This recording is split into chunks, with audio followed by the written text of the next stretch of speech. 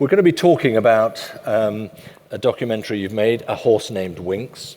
But just before we get there, I think it's fair for the audience to know who this lady is, who's decided to come and talk to us about a horse we know and love so well. And I was having a look at your very impressive list of productions and documentaries. I want to read a few out because I think they tell a story in themselves. One was called Tanjamura, about an Aboriginal 6-year-old who was the victim of a burns attack. My Khmer Heart, about a nurse working in Phnom Penh. Mademoiselle and the Doctor, an 80-year-old suicide story. Cheerful stuff, this. Ganja Queen, about the arrest, the trial, and the imprisonment of Chappelle Corby. Now, the only thing I see that these all have in common is they could conceivably be horses' names, which they're palpably not. They are a million miles from the sort of fairy tale story that I think Winks offers. So give us a bit of insight, if you could, to start with, Janine, as to why you took the route you did to come to this. What is it you're looking for in stories, and is there a common thread? The common thread from a filmmaking perspective is I'm looking for stories with a lot at stake, stories with incredible characters, whether they can speak. In the case of Winks, no. But she had an incredible cast of humans around her. And this was designed to be shown in the cinema. And so I was looking for a cinematic story and one that at its heart I think is inspirational. So there's some of those other titles that you mentioned. The thing that they've got in common, I think, with the story of Winks is as I said, the strong characterisations, that you take the audience on a journey. Yeah, it struck me as a sort of, they're one-offs. Definitely one-offs, yeah. And they do, for myself personally, they have to have a pretty high bar in that I know that they can reach as wide an audience as possible, even though they might be a difficult subject. Right, and that is key, in fact, to what we're looking at here, is to finding that audience and making the story sing for them. I think we can start with, you'll tell us when this is coming out officially, but we've got some bit of sneak preview for us all here. Let's start with the first clip from A Horse Named Winks. There is just not one place you can find a spot now. Everyone is crammed in for a magic couple of moments. Millions of people are tuning in around the world. An Australian icon, the greatest of all time. Winks, 33 in a row. And it was just the three of us. Chris, myself, and the amazing Winks. So the fairy tale was only a few days away. It was about managing the fairy tale. I wouldn't even watch her going into the barriers. She was a time bomb.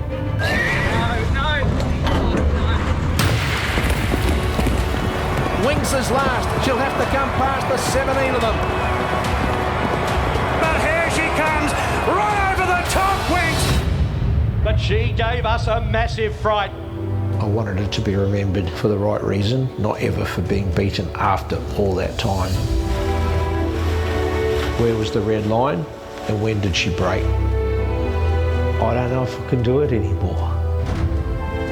If we didn't do the surgery, she was not going to survive. If something happened to her, Away she goes, the jab. She's really become the people's horse. She had the will to win, but she also had the will to live.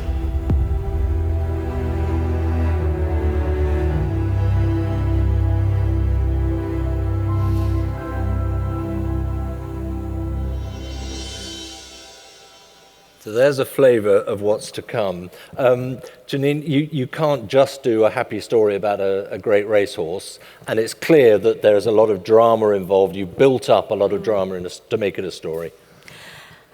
You know, I didn't realise the amount of drama there was at the beginning. But I think what set the structure of the film, and we talk about structure a lot, the third act, the 3 acts of telling a story. And it really came down to a wide-ranging interview with Chris Waller, Winx's trainer. It was a year, maybe a year and a half after Winx had retired in 2019. He was a little bit over the media in the sense of talking about Winx, but always very generous with his time. And he said, I'm just going to do this once for you. And we did a 6-hour interview session, which is very long. Normally I would not do that, we'd have breaks. And he took us from the journey, his own personal journey, but the journey of Winx from the beginning down to the end. Now, you could actually run that. It was absolutely riveting. I had members on the film crew that are not horse racing fans who were just taken into a whole different world through Chris telling that story. And it was then when we walked away from that interview, I thought, we've got a film here. Now I've just got to honour that story in the right way. So when you did the interview, you knew you were doing a film, presumably, or were you just still sounding it out? Yeah, but you know the goosebumps that you get, it's like it doesn't happen that often. You go, okay, now I can picture this story in my head. I understand this horse. He's an interesting guy anyway, isn't he? He very kindly joined us in Melbourne 18 months ago.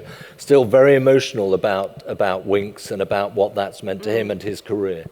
I think what I sort of felt in my gut was 33 wins in a row, an extraordinary situation, of course. But underneath that, there must have been so much pressure. And it was understanding that pressure. And it's really interesting to me listening to the sessions today about, well, you know, what is it that's going to make people like racing and why are they turning off racing and all of these sort of things. I think naturally Chris Waller was able to tell the story of Winx and bring Winx's story to me in a way that I understood her personality.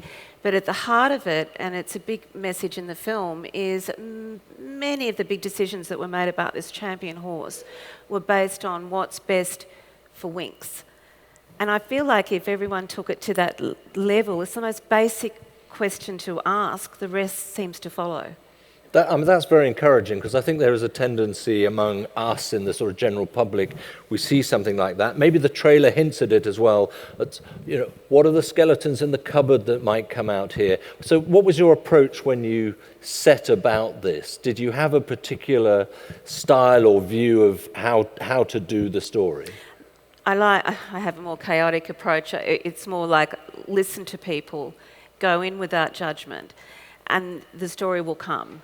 And so as soon as Chris Waller allowed us into the stables to meet the people that were part of the team, because it wasn't just Chris that made Winx the champion, there's a team of people around him, then I was able to understand the love of the horse, keep going back to the great horses. But I guess for me, it also came down to Winx herself. And could we bring her personality out, as this is a film that's designed for all age groups as well. So I really was very determined to tell the story of her personality as well. But what you're talking about there is also the need for mutual trust, actually, because if you're going to get the true story, it can only come from Chris Waller absolutely believing in you and you absolutely believing in the team around Winx. Yeah, and that can't be easy to find. No, it takes time. And we filmed over a long period of time, and I'd come in and out of filming with Chris and the group, and the owners too were able to give me the space to tell the story. But you're right, there needs to be a lot of trust and to tell the more difficult sides of the story in context. You mentioned what you're aiming for. It's called Winx. A horse named Winx is the personality of a horse. Now that in itself is, you know, on the surface of it, you think, well, you can only go so far. But she told you a lot, didn't she, about herself, actually?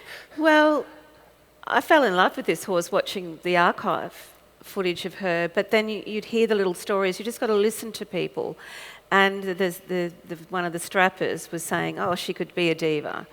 And well, that's gold to me. I'm like, oh, how was she a diva? And Candace started to tell the story of dealing with Winx all the time, but also dealing with the fact that the trainer wanted everything to be perfect, and not every day of the week is going to be perfect when you're dealing with animals in particular. So we were looking for humorous moments too that happen. It isn't all doom and gloom and a lot at stake. There's a lot of fun in that side of it as well, and people played into that. I think Hugh Bowman, Winx's jockey in particular, gives us an incredible insight into the races, but also he has a great sense of humour as well. I think we've got a bit of a sense of that humour, but also of the horse from our second clip. We've got another clip that we could play, please, a bit of video.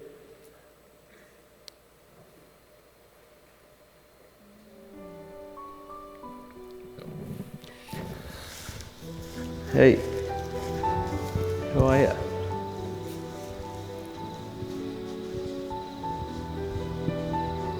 Good to see you. It's pretty special to see Mum after what she's been through, to have this first child, or first foal. She's done a pretty good job. Hello, how are you?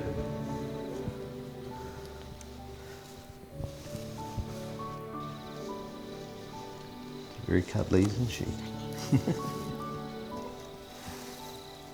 Almost an identical product of Mum. As you can see from that clip, there wasn't full of humour, that bit. We've got another bit still to come. It was another bit. But that's the real sort of, it's sugar sweet, isn't it? But it's moving to see Chris Waller back with Winx, the foal, perhaps the next generation, the next part of it, another chapter. It was interesting too. We interviewed other trainers, the ones that were trying to beat Winx at the time. And there was a trainer called John Thompson who was racing a horse called Fore, who actually defeated Winx before the winning streak begins. And he got very emotional when he was talking about Fore.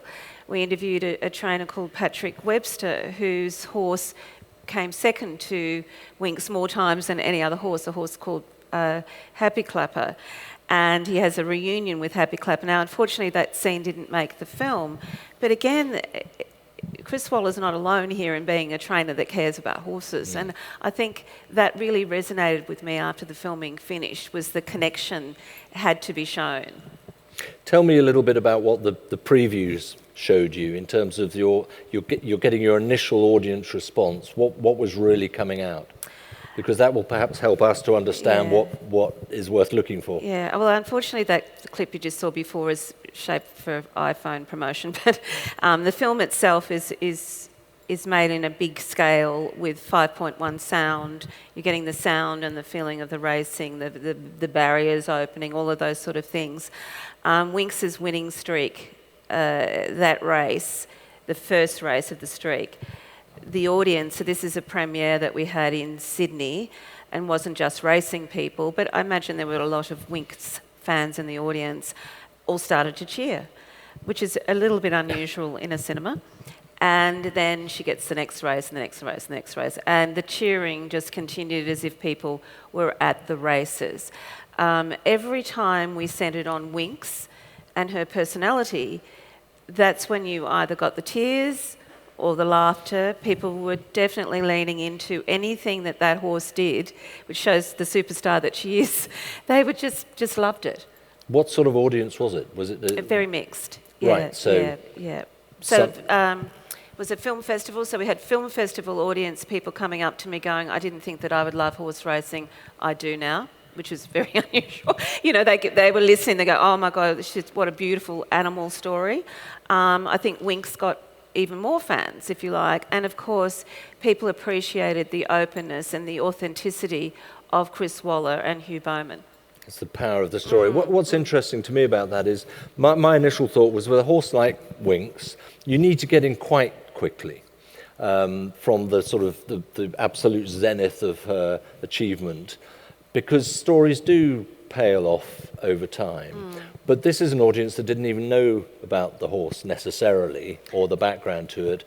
So it's almost timeless. I think so. And I think what happens with this film too, it was funded by Screen Australia, the government. interesting choice. You know, I really had to do a lot of pitching to get them to fund the production of the film. But it will go into the National Film and Sound Archive, and the film itself will be studied in schools. So there's this knock-on effect, if you like. But I think even more importantly, you're seeing the full story of Winx over 2 hours. It's a 2-hour film. There in the vault for people to go back to and to look at, and if they want to learn more about the story, they can obviously go to other sources. I think we got a very strong sense from the initial trail video there of some of the techniques that you use to build a story, to build a powerful documentary. But perhaps you could talk us through a little bit. You mentioned it's a cinematic job in any case, but there's a lot more to it, obviously. Obviously, the sound, the way we shot interviews. The archive that was around of Winx was pretty extraordinary. So wherever possible, 90% of the film has the real horse. I think I only used a body double, if you like, for the scenes showing her being broken in. But Winx's trainer, the stable staff, the owners, had collected so much, which is terrific now, iPhone footage, photographs of Winx, that it was pretty straightforward once I got everything together to start telling the story archivally. I think as her stardom grew, you had Racing Victoria, Racing New South Wales, all the different clubs filming a lot more of Winx. But what we were looking for was, you know, different footage that hadn't been around a lot. So how do you view iPhone footage, for example? How do you view sort of user-generated stuff? Because certainly I don't have to go back too far, and a news bulletin that I would be working on would not want me to be throwing that in. Now, actually, it enriches. It enriches it, and I think going back to authenticity, I mean, if you corporatise the story too much, if you try and make it too perfect, it doesn't ring true. I think what this story does, because of the people involved, they were willing to go, yeah, it was tough. Yes, at times this sport is dangerous. When do we stop racing Winx? The difficulties with that decision. So it's there. So for critics, it's hard to have a go at it, because we look at every aspect within the prism of, you know, the context of Winx's journey. Were there any elements that you thought probably can't put that in? Whether it was behaviour, treatment? No. No. It was more like there was too much material. There were so many scenes that I really loved, but they had to hit the cutting room floor, but perhaps they'll come out in the DVD extras. But yeah, that was more. There's nothing. And in fact, the first screening was 3 hours long that I showed Chris Waller, not to get permission, but just to say, you know, what do you think? Can you fact check a bit of this? Because I'm not from the industry. And never once did anyone associated with that horse ever say, I don't want that scene in it. And for Chris, it was pretty tough because there's some raw moments there. Yeah, and that's a really interesting, that's a dilemma in many ways for a producer or a director, isn't it? And I think we'll talk to Nathan Horrocks a little bit later about Horsepower and other series about getting on the inside of racing and where the line can be drawn as to what can and can't be done and said, which is interesting. But in a way, you're, I'm not going to say you're parti pris, but you're not a complete neutral either, are you? You've got horses in your background, from your family background. You do love horses. I had ponies. Ponies, fine. I had a little pony.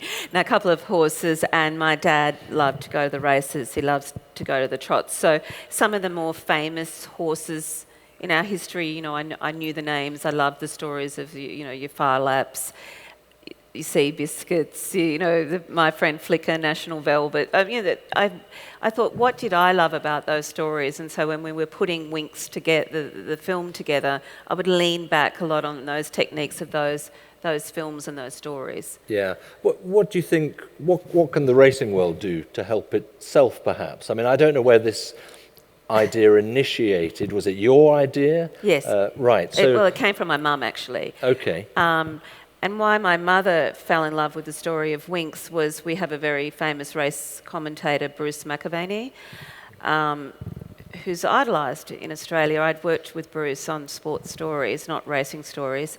And Bruce fell in love with Winx. And as Bruce fell in love with Winx, I think the nation did. And so my mother started to catch on and, oh, this horse that Bruce McAvaney likes.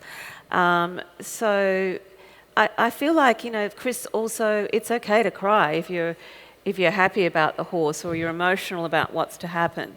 It's, again, I use that word, the authenticity sold the story to me. Chris is not afraid to shed a tear for Winks. That's certainly the case. So what did you learn about racing out of this?